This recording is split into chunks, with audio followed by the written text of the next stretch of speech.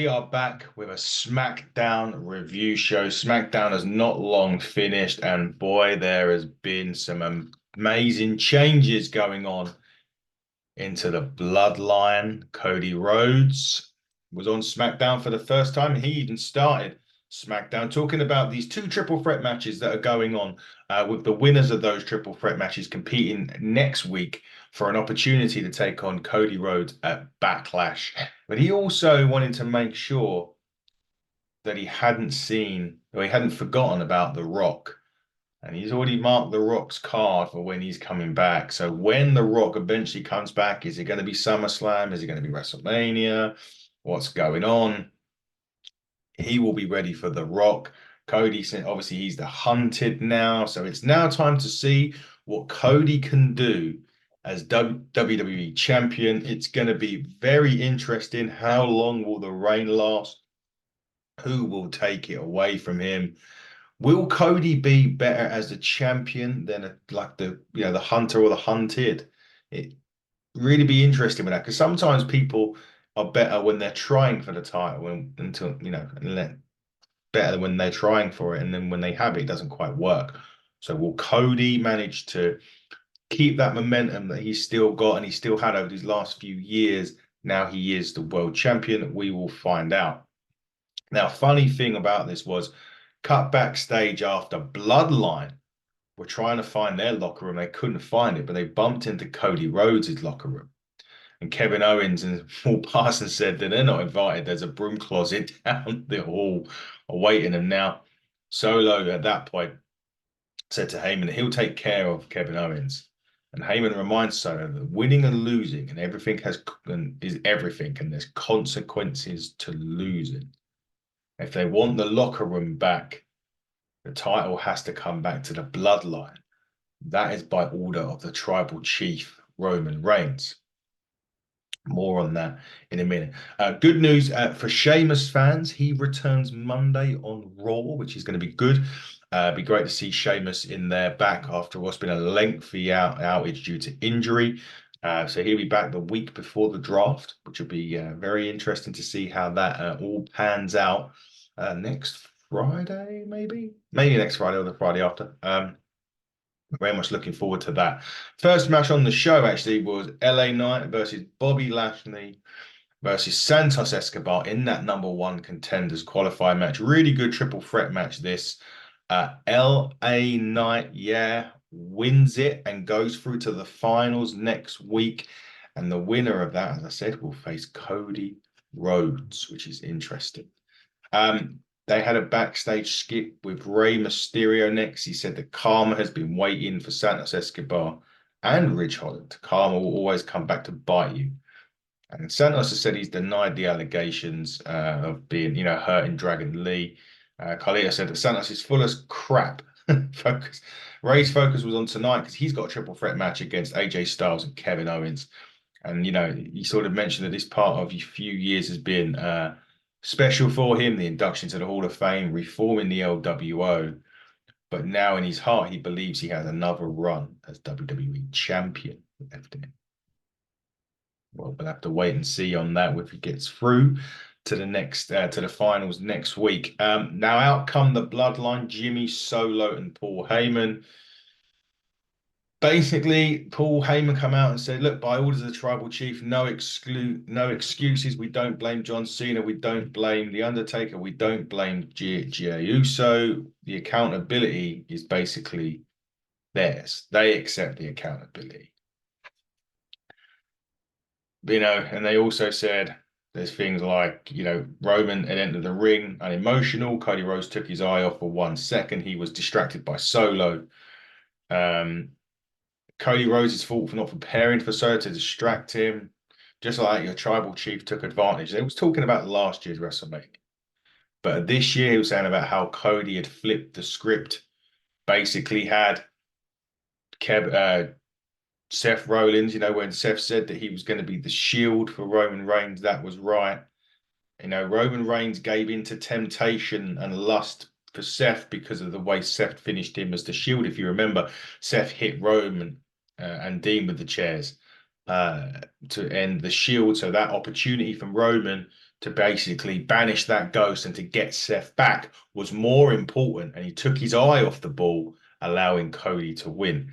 Now, at this point, um, Heyman was talking about how, like a phoenix from the ashes, he'll, Roman Reigns will fly again. And as he said that, Solo took the mic and he said, losing and winning matters, right? So there's consequences to losing, right? So that means consequences lead to change. And with that, he's pushed Paul Heyman out of the way and staring a hole through Jimmy Uso.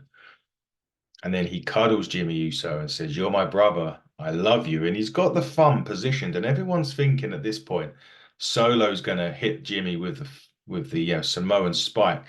And then a hooded figure comes out and attacks Jimmy Uso.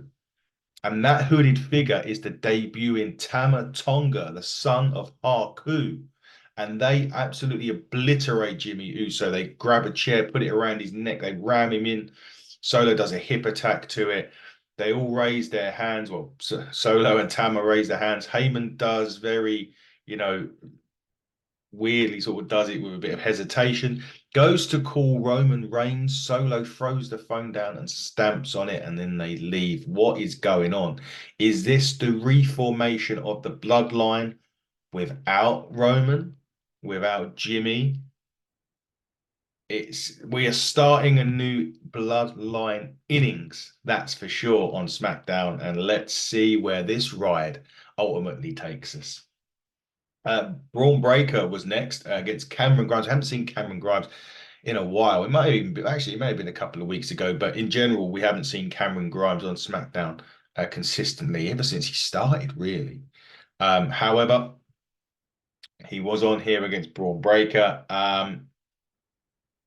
It wasn't successful for Mr. Grimes. Braun Breaker picks up the victory, and his momentum rolls on to the draft. What plans does WWE have for Braun Breaker this year? It'd be interesting to find out. He's a top talent. Obviously now Tama Tonga's in as well. What's going on there? There's a lot of opportunity. The draft is a couple of weeks away, which is going to be very interesting indeed. I can't wait for that. They go to the back at this point. Kayla Braxton is out front of the trainer's room. Paul Heyman walks out of the room with a despondent look on his face. Kayla asked Heyman if Jimmy's okay. Solo and Tama Tonga appears. Tama says, by the orders of the tribal chief. Solo teases giving Heyman a Samoan spike, and Heyman doesn't know what to make of it. It's interesting. It's really, I don't know. Is this more the Rock's bloodline, and we're going to go like the Rock versus Roman? Maybe Roman will have the Usos. The Rock could have Solo and Tama Tonga. Jacob Fatu has been linked as well. Are we going to see a real Samoan dynasty in the WWE this year? Exciting times. Exciting times. There was a bit of a good promo by AJ Styles ahead of his match at Triple Threat, and ahead of potentially going against LA Knight next week, and basically it'll be phenomenal, he says. Bayley had her championship celebration from winning the title of Io Sky. That gets interrupted by Tiffany Stratton. Bayley was looking about who her first contender is going to be. Tiffany Stratton was expecting it to be her, but Bayley said that the actual #1 contender will be Naomi, and that led to a match with Naomi and Tiffany Stratton, which Naomi obviously wins, and then probably needed to win. Tiffany is great, and I think this year, maybe having an epiphany for Tiffany, she will probably win the women's championship at some point this year. When, don't know, but she is such a great talent. The loss won't hurt her at all on this. Naomi will go on to probably face Bayley at Backlash from France, and will be interesting to see if will Tiffany get stratted? Has she declared? Will Tiffany get stratted? Will Tiffany get drafted? Has she even declared for the draft? We're seeing a lot of these people declaring themselves in the draft, and even NXT may play a big part. Are we going to see more people come down to NXT? We saw Karrion Kross and the Authors of Pain go back down this week. So are we going to see more people actually moving three ways this year. So we're going to be seeing maybe NXT on Raw, Raw on NXT, NXT on SmackDown, SmackDown guys go to NXT. It could be a draft that really works. You know, my feelings on the draft are, yeah, not great. A-Town Down Under done a great promo that led to the back with the Street Profits and the new Catch Republic. And Nick Aldis says to him, yeah, we'll have a clearer decision next week as regarding who the challengers are. Logan Paul was next with his, promo asking if people are mad. He's called Kevin Owens to dance, but he's asking who the real legend killer is, and basically just saying that the hashtag Logan Paul Levesque era has begun and the US champion is out. So no idea who's going to be going against Logan anytime soon. But however, he is very much the United States champion, and there's no challenges yet for Mr. Logan Paul. Next up was Chelsea Green and Piper Niven. They were in the ring, and out comes Jade Cargill and a Bianca Belair for pretty much a squash tag match. However, obviously Jade Cargill. Oh, it was Jade Cargill on her own. Sorry, not a tag. What am I thinking about? It was Jade Cargill and Chelsea Green for the rematch on Raw. Jade Cargill won the match on Raw convincingly. She's done exactly the same on SmackDown. But however, during this match, this screen was going a bit glitchy. There was a big glitch with some eerie music playing at SmackDown at some point as well. Are we about to see the return of Uncle Howdy? Are we about to see the return of the demonic Alexia Bliis? Maybe they're going to be together when they reappear. Who knows? It looks like that is on its way very, very soon.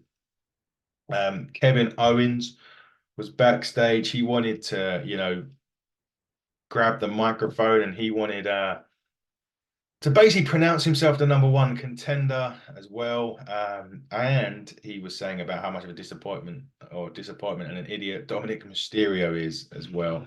And he did say that he's going to kick both of their asses, that being Ray and AJ. And he's told Bruce Pritchard to play his music. But before that, we get next week on SmackDown. It's actually going to be Bayley defending her title against Naomi. The Street Profits will battle AOP, the New Catch Republic, and Lego del Fantasma in a fatal four-way match to determine the first contenders for A-Town Down Under's Tag Team Championships.